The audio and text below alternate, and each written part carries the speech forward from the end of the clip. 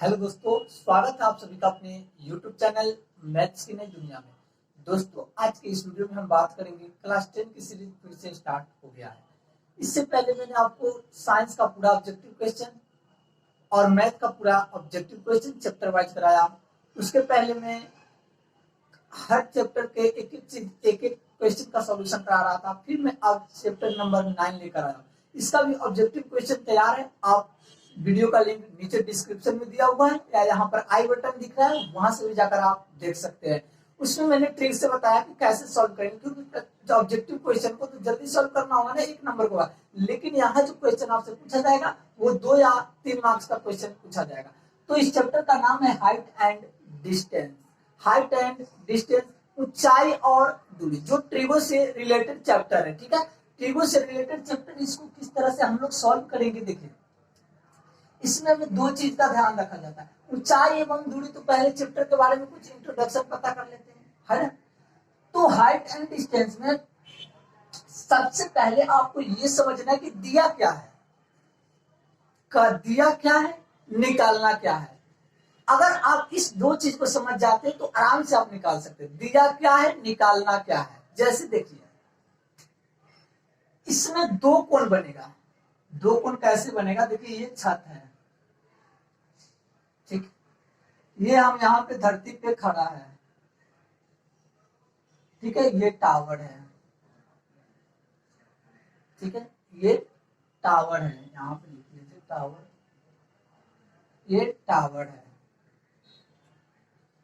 और ये क्या है, छत है। यहाँ पे देखिए, हम धरती पे हैं तो छत पे देखने के लिए क्या करेंगे, ऐसे गर्दन उठाएंगे ना।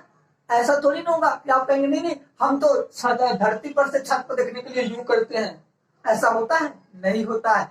हम जब भी धरती से छत पे देखेंगे तो हमें गर्दन उठाना पड़ेगा। जी हाँ, छत से टावर भी देखना पड़ेगा तो यूं उठाना होगा। अब आप कहिएगा सर जी की एक ऐसा भी टावर है जो हमारे घर से छोटा, वो अलग बात है, लेकिन आपको अपना गर्दन उठाकर देखना होगा। तो देखिए क्या करेंगे, ये देखा हमने, जब गर्दन हम उठाएंगे ना, उठा कर देखते हैं तो यानी कि एंगल कहाँ बन रहा है, यहाँ पे एंगल बन रहा है, यहाँ पे ऐसे एंगल जो बन रहा है ना ऊपर की तरफ, उसी को बोलते हैं उन्नयन कोण। इंग्लिश में बोलते हैं एंगल ऑफ एलिवेशन। ठीक है, अब देखिए यहाँ पर इस टावर पे एक आदमी गया है, ठीक है, यहाँ पर मैं हूं। अब ये आदमी कह रहा है भाई साहब वो रिंच लेके आइए, मतलब उसको नट बोल्ट अगर छूट गया वो बोल रहा है लेकर आने के लिए, तो वो क्या बोलेगा, ऐसे टावर वाला आदमी ऐसे होकर बोलेगा? नहीं बोलेगा। वो जब भी बोलेगा तो वो टावर पर से नीचे देखेगा कि भाई साहब जो लेके आना सामान है उसका नाम बोलेगा। तो ये यहाँ से देखा ना, तो ये क्या हो गया, इसी को बोलते हैं अवनमन कोण। ठीक है, कुल मिला के बात यह होगा कि नीचे से ऊपर देखा जाएगा तो उन्नयन कोण, ऊपर से नीचे देखा जाएगा तो अवनमन कोण। 2 ही चीज के बारे में बात करना, angle of elevation, angle of depression. अब चलिए आगे के क्वेश्चन इसमें देख लेते हैं, इस एक्सरसाइज को कैसे हम सॉल्व करेंगे, और बहुत ही आसानी से। आप पॉइंट बाय पॉइंट मैं समझाऊंगा आपको, आप टेंशन बिल्कुल ना लीजिए। बस वीडियो को आप पूरा देखिए, फिर अच्छा लगेगा तो लाइक शेयर और दोस्तों को शेयर जरूर कीजिएगा।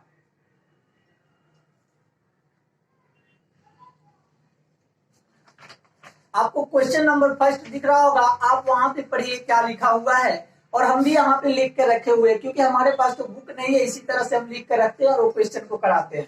देखिए क्वेश्चन क्या कहता है, सर्कस का एक कलाकार एक 20 मीटर लंबी डोर पर चढ़ रहा है जो अच्छी तरह से तनी हुई है और भूमि पर सीधे लगे खंबे के शिखर से बंधा हुआ है। यदि भूमि स्तर के साथ डोर द्वारा बनाया गया कोण 30 डिग्री है तो खंबे की ऊंचाई हमें क्या करनी है, ज्ञात करनी है। आई होप कि आपने क्वेश्चन पढ़ लिया होगा। तो क्वेश्चन पढ़ ली तो क्वेश्चन से ध्यान हटाइए, अब हमारे तरफ ध्यान दीजिए। हम पिक्चर बना रहे हैं, कुछ पिक्चर हम क्या बना रहे हैं कि सर्कस का एक कलाकार 20 मीटर लंबी डोर पर चढ़ रहा है।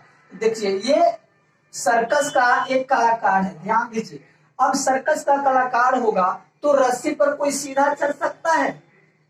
रस्सी पे जब भी चढ़ेगा टेढ़ा चढ़ेगा, कहाँ टेढ़ा चढ़ेगा।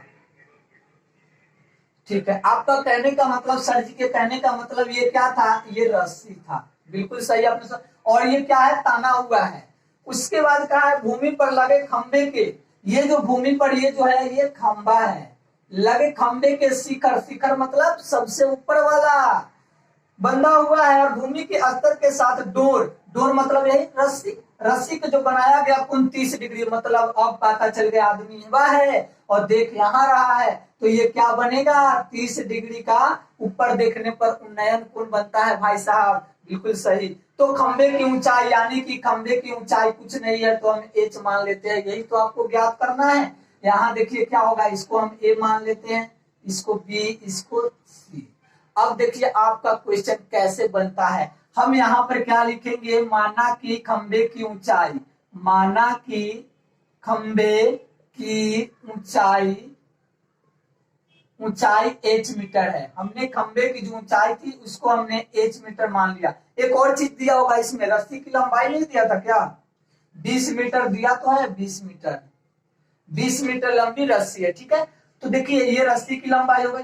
अब जब भी आप पढ़े होंगे पिछले चैप्टर में समकोण त्रिभुज हमेशा बनता था, यहाँ भी समकोण त्रिभुज बनेगा सर, समकोण त्रिभुज बनेगा। तो समकोण त्रिभुज में यहाँ बात क्या करेंगे, त्रिभुज एबीसी में, त्रिभुज एबीसी में, और ध्यान क्या देना है, निकालना क्या है, कह क्या रहा है, दिया क्या है।